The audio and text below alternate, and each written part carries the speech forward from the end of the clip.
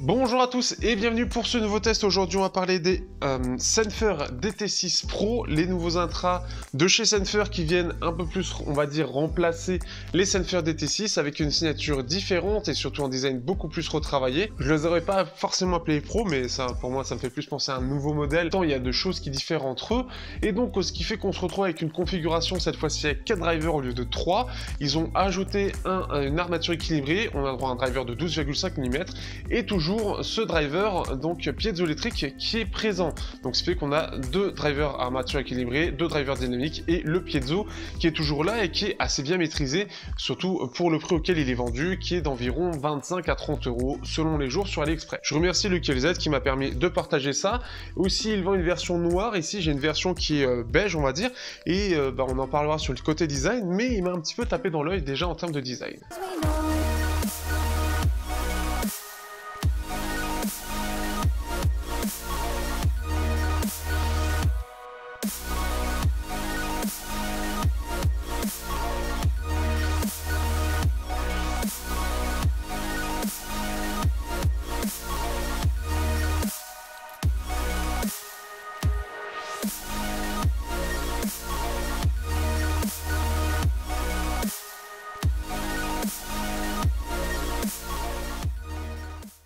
Alors pour la partie design, comme vous allez voir, on a quelque chose de très différent par rapport au Zenfur DT6 classique qui avait un design un peu particulier et qui clairement ne plaisait pas forcément à tout le monde. C'est le premier temps, moi je trouvais que c'était pas très esthétique. Là ils ont revu leur copie et pas qu'un peu, puisque cette fois-ci on se retrouve avec un design qui fait beaucoup penser, surtout avec la couleur que j'ai moi, qui fait beaucoup penser au design qu'on avait il y a quelques années de ça, et un design un peu rétro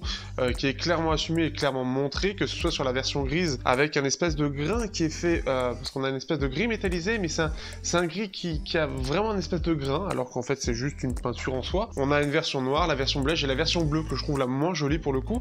et ce qui fait que j'aime bien ce côté tout en rondeur, cet évent au dos qui fait vraiment penser à des vieux parleurs, ce genre, des vieux intras, des vieux objets audio tout simplement de l'époque, surtout avec la couleur dans laquelle je l'ai. Par contre, donc au niveau de la finition elle-même, je le trouve un petit peu moyen, puisque on a vraiment quelque chose qui diffère entre la partie métallique, donc qui va permettre de refermer tout ça du corps, qui est pas très bien ajusté. Ça reste un détail en soi, mais c'était déjà un peu le cas, c'était déjà un peu étrange sur les TT6. Je pense que c'est là-dessus qu'ils ont fait un petit peu de, comment dire, de rabotage pour pouvoir avoir un prix assez serré. Néanmoins, dans l'ensemble, c'est assez propre. On a aussi sur la partie métallique ici un effet vieilli aussi qui peut plaire.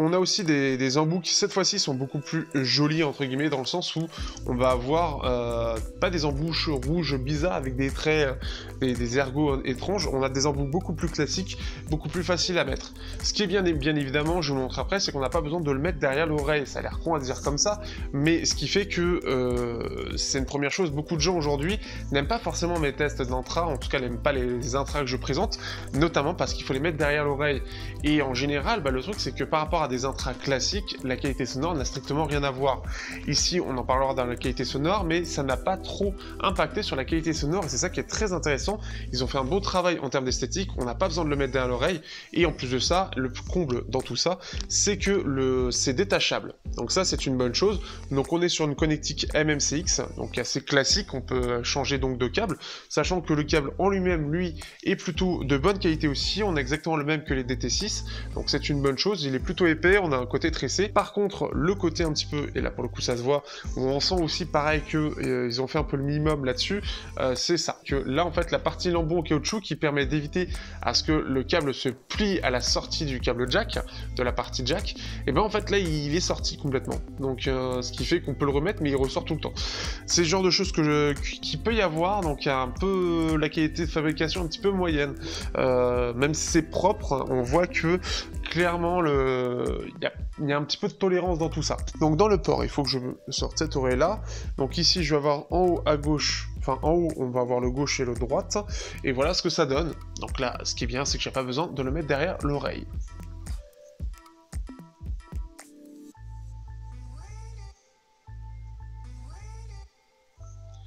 Donc ce qui fait que vous pouvez voir qu'il tient plutôt bien, donc ça c'est une bonne chose, il tient plutôt bien dans l'oreille, et en plus de ça, bah voilà, il est assez discret, surtout dans cette couleur-là qui est un peu couleur peau, ça permet d'être encore un peu plus discret. Donc ce qui fait que c'est vraiment sympa, je trouve le confort agréable, les embouts de bas sont plutôt bons, et je les trouve carrément meilleurs que ceux des DT6, qui clairement eux étaient très bizarres, heureusement qu'il y en avait d'autres qui étaient fournis. Ici on en a des particuliers encore ici par rapport aux autres qui sont fournis, mais je trouve que ceux-là sont très bien. Après comme d'habitude de mon côté, j'ai pas vraiment de problème de confort en général avec les intras, donc je suis pas forcément la source la plus fiable, n'hésitez pas à regarder d'autres tests. Pour la partie sonore, donc comme je disais dans la présentation, cette fois-ci il est en mode 4 drivers. Sur les DT6 on avait 3 drivers, un driver dynamique, le piezo et l'armature équilibrée. Ici ils ont ajouté un driver armature équilibrée, donc ce qui fait que ça nous porte à 4. Le driver principal est de 12,5 mm, le driver dynamique, et donc on a deux drivers armature équilibrée qui vont être là pour aider dans les aigus. Le tout donc transporté toujours par ce driver piezo, et donc vous avez la queue d'un chat qui apparaît dans la caméra mais pas le chat, donc vous avez droit au chat aussi, il n'y a pas de raison, voilà, qui est toute mouillée d'ailleurs au passage. Et donc ce qui fait que on se retrouve avec une configuration qui est un peu mieux, mais surtout on est très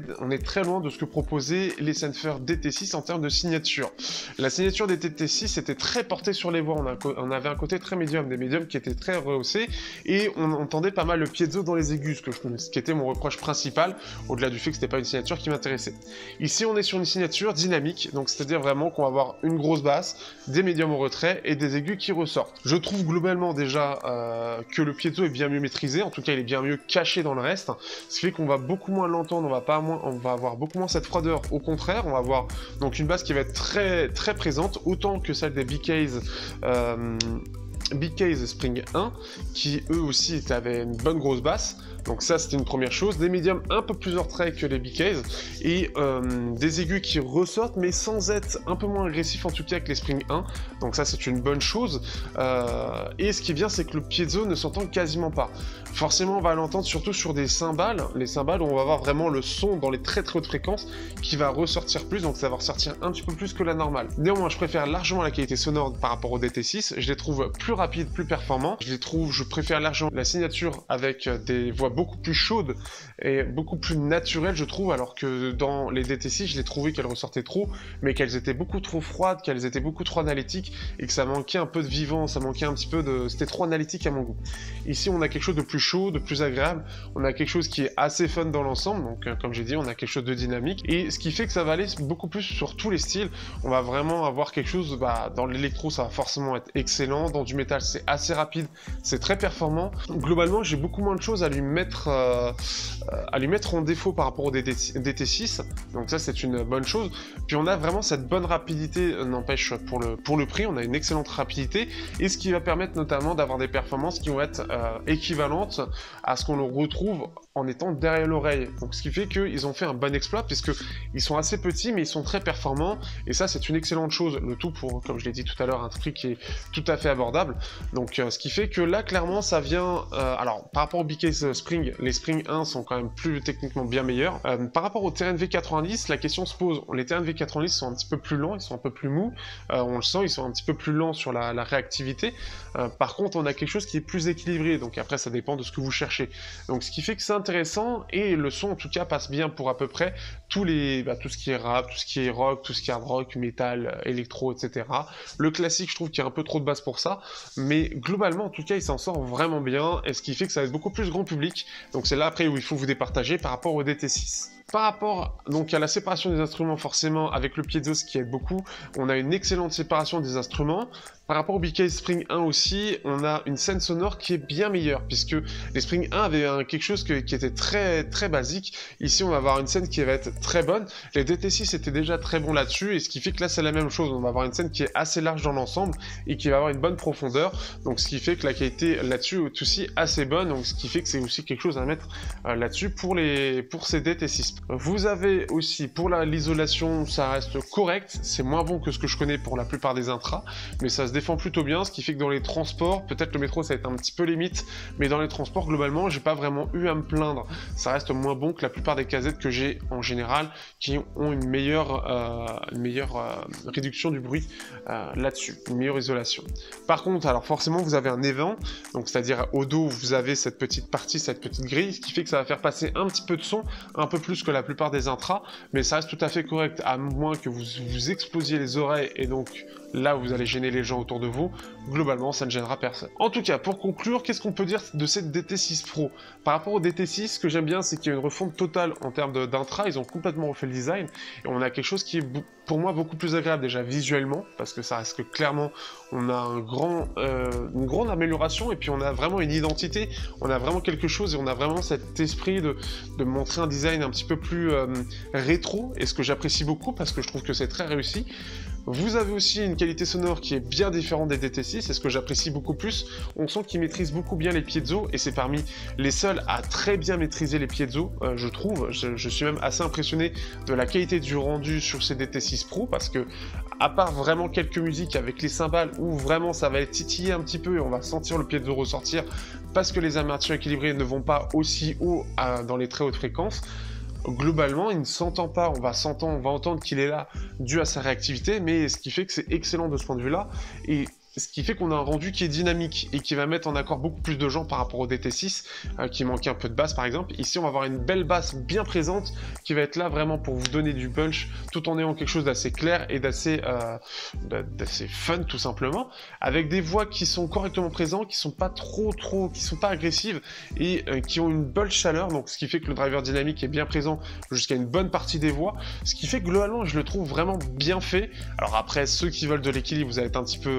déçu forcément, et par rapport au DT6 on a un changement complet de signature, mais je le trouve très réussi, et je le trouve à mon sens plus réussi que les premiers DT6, ce qui fait qu'en tout cas pour moins de 30 €, si vous cherchez des écouteurs que vous n'avez pas envie de mettre derrière l'oreille et que vous utilisez un peu pour tous les styles et avoir quelque chose de fun, clairement je vous conseille les DT6 Pro. C'est une excellente réussite, et que les Senfer est sur une excellente voie, ils maîtrisent leur sujet, ils maîtrisent le piezo, et surtout à moins de 30 €,